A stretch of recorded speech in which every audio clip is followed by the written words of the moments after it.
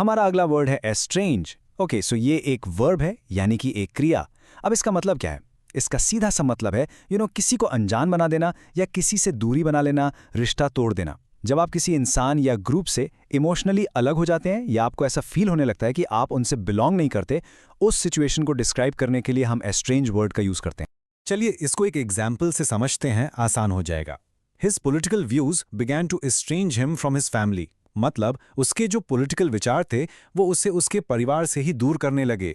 देखा, यहाँ estrange का यूज रिश्तों में जो दरार आ रही है उसको दिखाने के लिए किया गया है। अच्छा, ये तो हुई पर्सनल लाइफ की बात। चलो अब देखते हैं कि प्रोफेशनल लाइफ में ये कैसे फिट होता है। सुनिए, the managers new policies estranged many of the long time employees.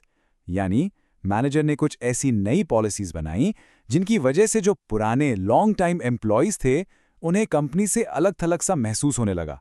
ऐसा लगा जैसे अब वो उस टीम का हिस्सा ही नहीं है। और एक और इंटरेस्टिंग बात, ये वर्ड सिर्फ लोगों के बीच दूरी के लिए ही यूज नहीं होता, इसका यूज एक बड़े सोसाइटल लेवल पर भी हो सकता है।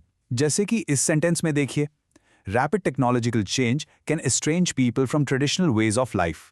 इसका मतलब है कि टेक्नोलॉजी में जो इतनी तेजी से बदलाव आ रहे हैं वो लोगों को उनके परंपरागत रीति रिवाजों और जीने के तरीकों से दूर कर सकते हैं। तो याद रखिएगा, ये आइडियाज और लाइफस्टाइल से दूरी के लिए भी यूज होता है। अब अगर आप न्यूज़ या पॉलिटिकल एनालिसिस देखते हैं तो ये वर्ड आपको वहां बहुत सुनने को मिलेगा। इस कोट पे गौर कीजिए, uh party's controversial stance is likely to estrange moderate voters. Simple सा मतलब है कि अगर कोई पॉलिटिकल पार्टी किसी विवादास्पद यानी कॉन्ट्रोवर्शियल मुद्दे पर स्टैंड लेती है तो इससे उनके जो मॉडरेट वोटर्स हैं, यानी जो बीच के वोटर्स हैं, वो उनसे दूर हो सकते हैं। पॉलिटिक्स में इसका यूज बहुत कॉमन है। तो चलिए अब इस वर्ड को और अच्छे से लॉक करने के लिए इसके सिनोनिम्स और एंटोनिम्स भी देख लेते हैं। इसके सिनोनिम्स यानी इससे मिलते जुलते शब्द हैं एलियनेट, आइसोलेट और डिसयूनाइट। इन सब का मतलब लगभग वही है, किसी को अलग करना, दूर कर देना।